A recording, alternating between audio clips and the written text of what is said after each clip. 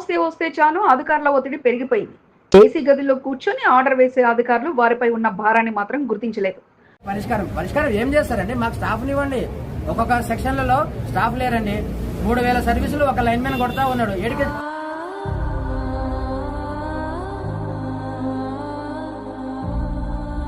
పదే ఫోన్లు వస్తుంటే ఒత్తిడికి గురైన లైన్మెన్ అసలు విద్యుత్ను ఆఫ్ చేశానా లేదా అన్న విషయం కూడా మర్చిపోయాడు. ఏఈ నుంచి పని ఒత్తిడి పెరగడంతో అదే మనసులో పెట్టుకుని విద్యుత్ తీగను టచ్ చేశాడు. నిమిషాల్లోనే అందరూ చూస్తుండగా కరెంట్ షాక్ తో కుప్పకూలిపోయాడు. ఫీల్డ్కి వెళ్ళిన తర్వాత ఏం చేస్తున్నానో, ఏం పని చేస్తున్నానో, నేను ఎల్సీ తీసుకున్నానా, ఏ బిజినెస్ బంద్ చేసుకున్నానా అనేటువంటి సంబంధం లేకుండా పనిచేస్తున్నటువంటి పరిస్థితి.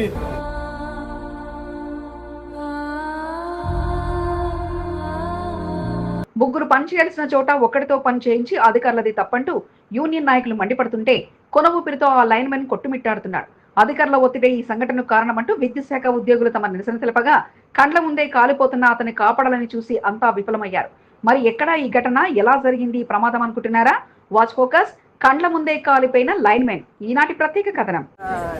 యూనియన్ మాత్రమే కాకుండా ఒక కార్మిక సంఘంగా మేము ఇక్కడ చేరి మోహన్ విషయంలో న్యాయం జరగాలని, అదే రీతిగా ఇక్కడ కారకులైన ఏఈని, ఏడీని తక్షణమే చర్యలు తీసుకొని వాళ్ళని సస్పెండ్ చేయాలని మేము డిమాండ్ చేస్తున్నాం.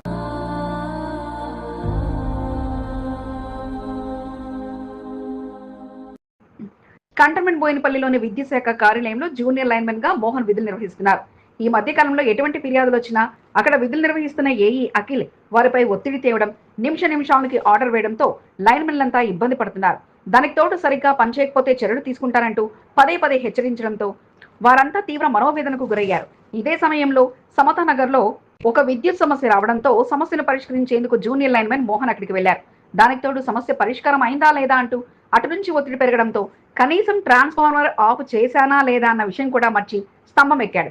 నిమిషాల్లోనే కరెంటు తీగను తాకిన వెంటనే అతను షాకు గురికాగా భారీగా అతని ఒంటి మీద నుంచి మంటలెగిసిపడి కింద పడిపోయాడు. వెంటనే స్థానికులు, ఉద్యోగుల విషయం తెలుసుకుని అతను యశోద ఆసుపత్రికి తరలించగా కొన ఊపిరితో కొట్టుమిట్టాడుతున్నాడు.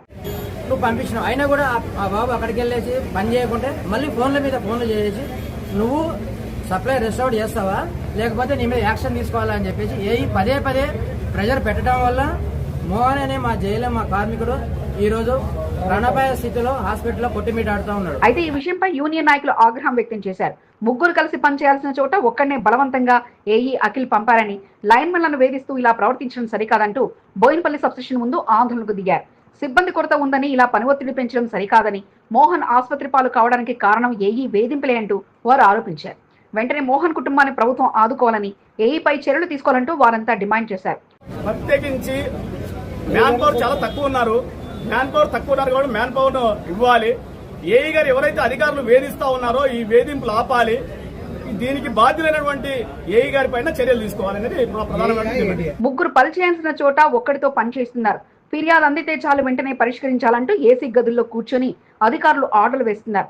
ఇంత పని ఒత్తిడిలో వారు ఏం చేస్తున్నారో అర్థం కాక నేడు జరిగిన సంఘటన ఒక నిదర్శనం కాగా, కండ్ల ముందే అతని కరెంటు షాక్ తో గిలగిల కొట్టుకుంటుంటే ఏం చేయలేని పరిస్థితి అందరిది కాగా, ఇకనైనా ఉద్యోగుల సిబ్బందిపై ఒత్తిడి తెచ్చే పనులు మానుకోవాలంటూ ధర్నాతో యూనియన్ నాయకులు తెలియజేస్తున్నారు.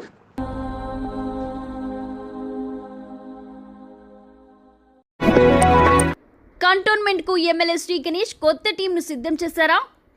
బాగా పనిచేసిన నాయకులకు మరలా అవకాశం ఇచ్చి ఇక పనిచేసే వారికే పదవులు అంటూ చెప్పక